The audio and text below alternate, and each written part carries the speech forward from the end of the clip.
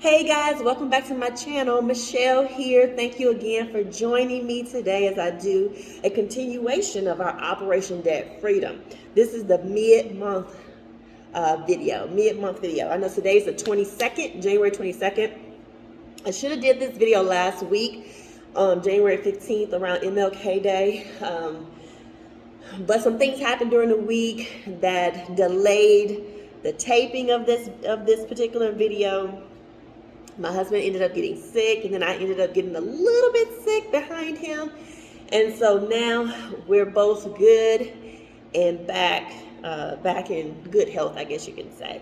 So, I mean, it didn't keep us down, but he did take some sick leave from work. So he was here at the house and had to take care of him a little bit, you know. So this is mid-month review of your monthly spending plan. Now, I like to start off with saying, whatever you find your hands to do, do it unto the glory of God. And this is the one thing we're doing. We're working on our budget. We're wanting to be good stewards over the money that we are receiving every time we get paid, or every time we sell something, or whatever we provide a service. We get some value of money exchanged for that service, or for that time, or for that product. And when we get that money in our hands, we want to be good stewards of that money. And so as you're following along with me on this debt-free journey, we're learning how to become better stewards of the monies that we receive, and being stewards of the money that we borrowed, and being wise about any future borrowing and how to do all that. If this was a perfect world, we would have no debt. Everything would be taken care of. Everybody will have a house. Everybody has some form of transportation. Everybody will have food. Everybody have electricity. This was a perfect world. We will have everything we need, but it's not a perfect world. And so we have to know how to navigate wisely in this world while we're here. And so some things came up. I've been budgeting for a while, and I still trip up. So I am so excited to be talking to you guys today. I'm so glad to be back, because this past week has been a challenge keeping with the budget. As I said before, your monthly spending plan is a living document. You would have to make adjustments along the way, but we want to stick to that document as close as possible, right? So some stuff came up. We have band fees that need to be taken care of. We have, our daughter needs shoes. She needs a mute for her trumpet. We have to continue to buy food. And I realize I am unrealistic when it comes to our food budget. Right now, my food budget is $750 a month. That doesn't cut it with our family. We have 6 people in the house. One of them, he's a college student and he does work, so he does buy some of his food. But there's still times where he'll eat the food that we purchase and put in the refrigerator. So I still mindful of him being there. But we're looking at 5 to 6 people, $750 inflation. It's not cutting it, and it hasn't been cutting it for a while. We tend to go over that $750 every month, and that is one of the line items on my budget that gets pulverized every month. And I feel like I have to go get another job just to feed the family. And also included in that food is the school breakfast and school lunches. And then you would think, oh, would it be cheaper to buy food at home, send them with a lunch and all this kind of stuff? We tried that for a short period of time, and it just pretty much balanced out. It pretty much was the same cost. So it was like, let them just go to school and eat the breakfast and lunch there, and we will worry about the dinner part. And then on the weekends, breakfast, lunch, and dinner. And then when they're out of school, breakfast, lunch, and dinner. So we tried that for a moment to see if we could work out doing our own lunches, giving them breakfast in the morning and stuff like that. And maybe, it seemed like it kind of balanced out, or maybe I'm just lazy in having to make sure we have food for breakfast and lunch all week in order for them to eat and stuff. So it's a little bit more convenient for them to eat school breakfast and school lunch. So it's about $4 a day, or like $4.50 a day for them. So, but if you go over the amount of days, it kind of breaks even. It seemed like it would actually be a little cheaper for them to eat at the school than to eat at home. But even with, and so my budget money, that $7.50 includes money that we put towards their breakfast and their lunch, right? So when I got to my mid-month part, I had to make a little bit of an adjustment, because when my husband got paid, his pay was a little different from the previous paycheck, and my pay, I think, was the same. And so when I added it in there, it made a little bit of an adjustment as far as what our monthly net income turned out to be. And then, of course, I had to make a little adjustment on our food, and then we had to make an adjustment on some of our utilities. So when you go back and review, as you get those, by now you should know what all of your expenses are for the month. You should already know what your utility bill, if you haven't paid it already, your water bill, if you have a water bill, your utility, if you have any debt, any of your credit cards that the minimum payment may fluctuate a little bit.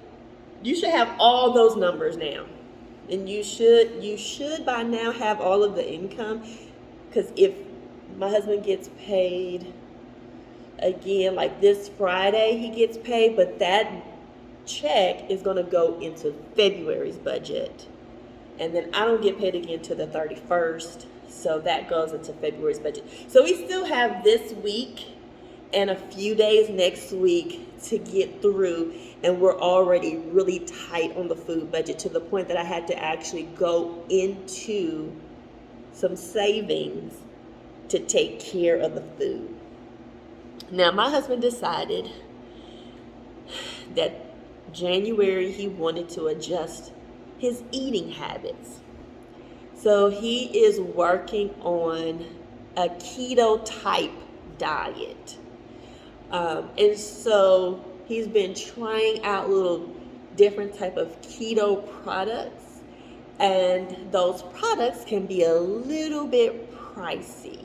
And so I'm noticing that we will have to look at our February budget and say, hey, we may need to make an adjustment. Now, this is the hard part for me. I personally don't have a problem eating very minimum every day.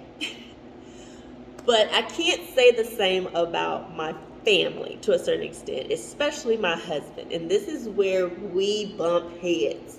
He feels like he needs to have a certain amount of food, a certain satiety level, or, that he has to have.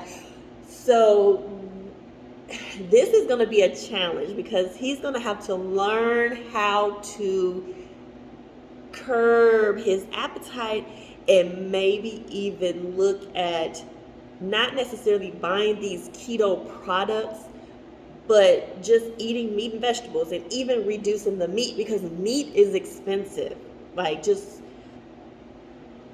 Meat is expensive. And so when you're trying to feed your family quality food, or less processed food and more real food, it can tend to get a little pricey. It can tend to not get eaten eaten like it should because it doesn't taste a certain way, and then you have to learn how to cook it and make it taste good and stuff, especially if you're used to growing up on processed food or making box meals. You're like fixing food, not really cooking food. And so, I mean, you may have like some box macaroni and cheese, or you may have some box rice, or you may have, you could take green beans out of a can or peas out of a can, which I still do that. I do some canned food items, and I try to get the non-GMO version, and then I get some frozen vegetables. But when it comes to, it's very limited on, and a part of me don't want to spend money on new stuff because I don't want it to be wasted. And so it's a challenge trying to feed a family with different taste buds. Different people like different stuff. Not everybody likes the same thing. So I've been so far sticking to my core things that I know they'll eat. And I do that every week. And they may get bored with the food, but that's what it is for now until I have time to figure out how to make better food or whatever, right? So everybody has their own dynamic in their family of how you do things as far as your foods. And I do want to get to more like the non-GMO. I want to get to better quality meats. If we're going to eat meats, I want better quality. I like quality eggs. We have an egg man that we buy eggs from. But if you don't have any eggs, we do buy eggs from the store. But I really don't like the white eggs anymore. I've gotten a taste for the natural brown, a different color eggs. And they just taste better. But they can be a little pricey. And so it can become a little challenging. Your spouse, if you're married, that person has to be on board with you. And if they're not, and you have to work around their spending habits, or we got to make some adjustments. And my husband he may buck at me. He may do a little bit of hesitating as far as, but I'm still, he's getting it. He's understanding the importance of following this budget, but it's rubbing him. It's challenging him, and it's challenging me and my communication with him, because we've done this budgeting thing for a long time, but this is the first time we're actually committed to like not using the credit cards, because we will be quick to use the credit card. Somebody needs a pair of shoes, we go use the credit card. Somebody needs, we need food, I'm using the credit card. We're using the credit card for food.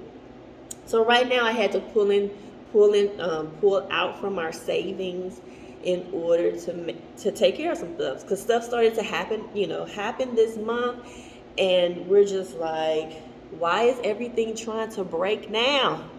When we make an intention to get out of debt, now we have these things that are happening. And that's the importance of having that emergency fund.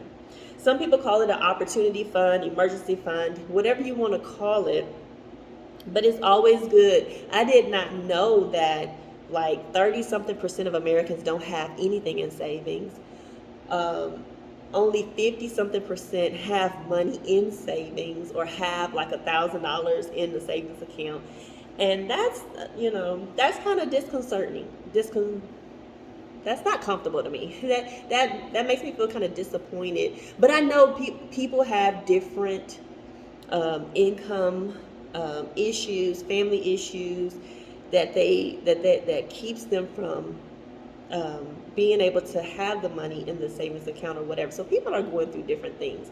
So hopefully, going through this process, and I'm hoping and praying that I'm helping someone that's watching these videos to help them to get the courage to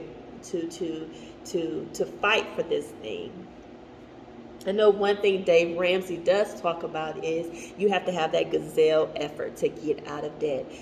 If you got to go on beans and rice for a while, and I'm actually thinking about doing that. I'm thinking about just doing beans and rice for a period of time, so that we can tackle some stuff and just be like, the kids already know we're on a journey to get out of debt, and so the spending may decrease over time. We're trying to focus more on wants and not needs.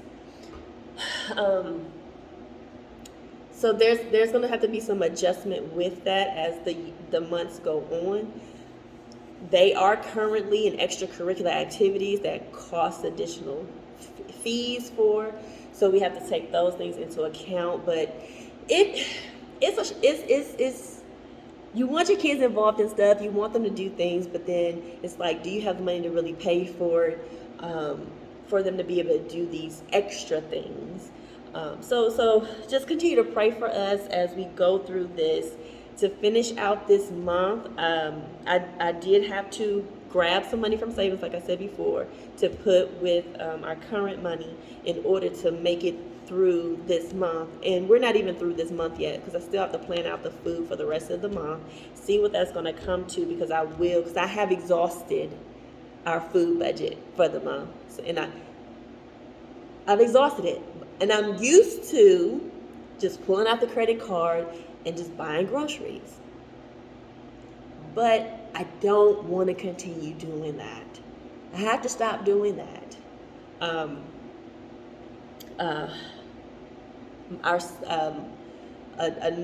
other son phone, the cell phone just went completely dead.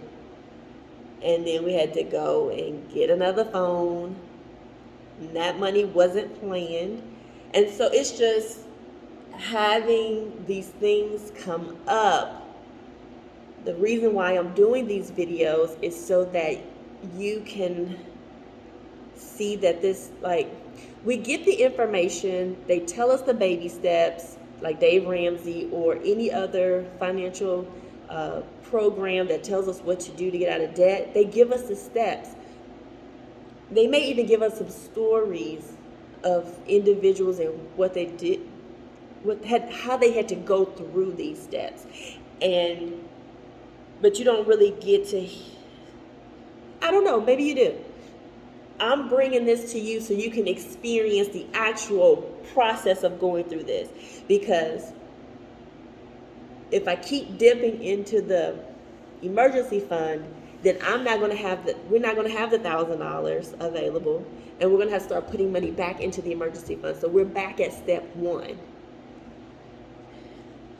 This lets you know it's not easy. It's not quick. Dave Ramsey feels that you should have your emergency fund done in like 30 days, especially if you're doing the actual program, Financial Peace University. And it probably does happen for some people, and others it doesn't. And, looking at taking on, selling, like we talked about before, selling what you have in your home. I did post up a popcorn machine on Facebook Marketplace to see if I could sell that. I've gotten inquiries, but I haven't sold it yet. And just looking to see if there's anything else around here that we can sell. But I just want you guys to kind of see like a real life thing going on. Like, our daughter needs shoes. We need to be able to buy shoes. We need to be able to feed our family. And so what does it take to scale back? What other skill sets and qualities do I need to bring to the table, or that I need to learn from someone else in order to help me through this process of sticking to the income that comes for that month? Because if I had to pull money from savings to help take care of January, then what is it going to be like in February? Will I have to pull some more savings in order to take care of February and stuff? And so I am actively looking for extra ways to make extra income to see, how that's going to help us. And it can be done. I am trusting the Lord. I am being mindful of how I'm spending, what I'm spending, is what we need. Do we need it? Do we need this? But my spouse has to be on board and say, no, we don't need this. So it's been a little bit of a struggle, trying to stick to it, and having that spouse who's committed to it as well. He's committed to a certain extent, but I think we're not at the same level just yet. I'm like a little bit here. He's getting there. But I get it. I get why he's hesitant in some areas or whatever. So, hope you guys had a chance to check out the Every Dollar app. To utilize that app, we want to plan our month. Um, we want to plan our month at the beginning of the month. We want to make sure we give every dollar a category, or it will go wherever it wants to go. And we need to make sure we have money going into savings if we're still trying to build up our emergency fund. Let us be in the group of Americans that have an emergency fund, have money in savings, have $1,000 in emergency fund, and then let's be a part of that group that's paying down the debt. Did you know that after you pay off all your debt and you don't accumulate any new debt for a period of time, like anywhere from 6 to 12 months, that your FICO score or your credit score will actually go down to a 0 or an undeterminable score, and you will become like this person that's off the grid. You know, there is a love affair with having a high credit score, but I never thought of you have to maintain or get into debt in order to get that high credit score. Never really thought about that. That was something I heard from Dave Ramsey and his financial advisors that he has working with the company. And I just happened to hear a clip on if we're shooting for this 800 credit score, it's because we're in love with the debt, and we have to accumulate a lot of debt and paying it off in order to get us to that 800 score. And I used to think having no credit score was a bad thing, but now I'm starting to see having no credit score may not be as bad. What's your thoughts on that? Like, because if you pay off all your debt and then you end up paying off your mortgage and you vow not to use any credit card debt anymore, and the next time you pay for something you want to pay for it in cash, do we really need to have a credit score? But I'm just throwing it out there. I'm not sure what's the right thing, if it's right to have a credit score, if it's wrong to have a credit score. Who knows? You have different opinions about different things. I just know I don't want to leave my family with a bunch of debt to pay off because I was not a good steward over the money that I had in my possession and the time that I've been spending on this earth. And so this is one thing that I want to do. And if I turn out to end up having no credit score, hey, so be it. I don't know.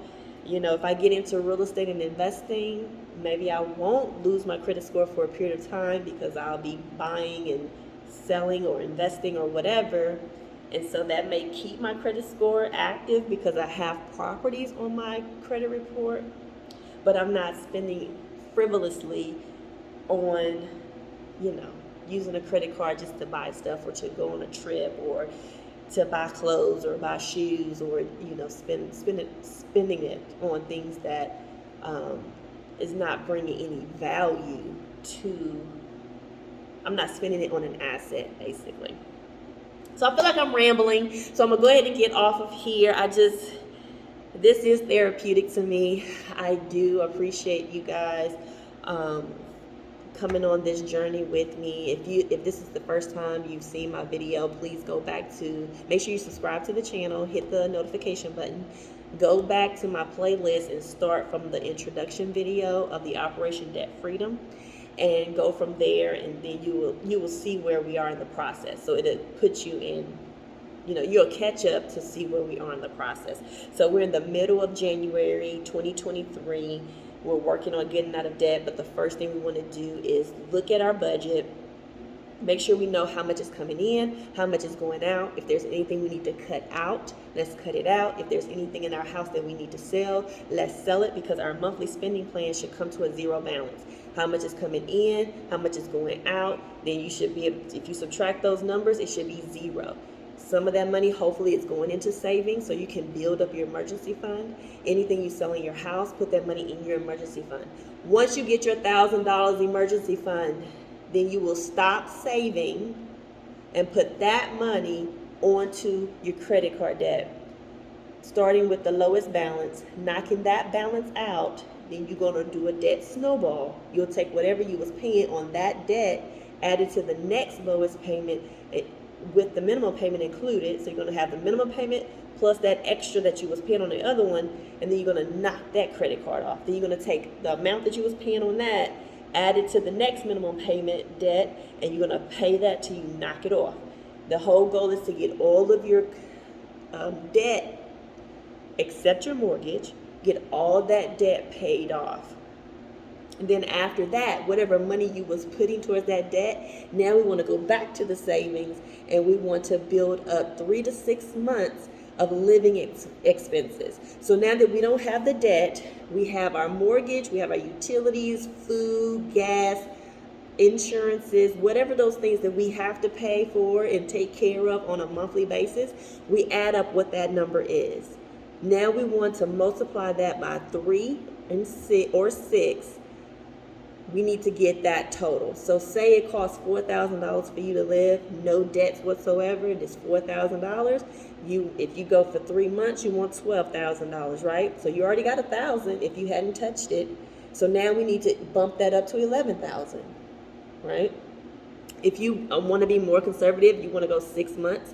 So it takes $4,000 to live as a family on just your regular expenses, no debt, but it does include your mortgage payment. 4,000 times 6 months, that's $24,000. You already have $1,000 in your savings. So now you need $23,000. So that money that you was putting on that credit card debt, you're putting it into that savings account to build up 6 months.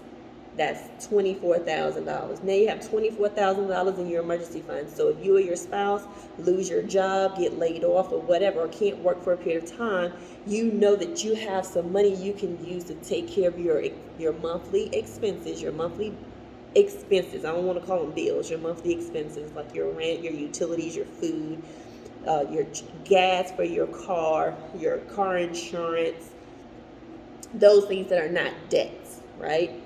And then after that, you'll get on to baby step number 4, which is you'll start to fully fund your 401k or your retirement accounts. And so there's different ways you can go with this, just from all the information I've been hearing from different places. Some people don't like 401ks. Some people don't, some people don't like term life insurance. Some people don't like whole life insurance. It's like different ways you can go with this. But our goal is let's get rid of some of this debt so that we have the funds to start investing in something that's going to help us in our future. So we can't start really investing until we get this debt knocked out.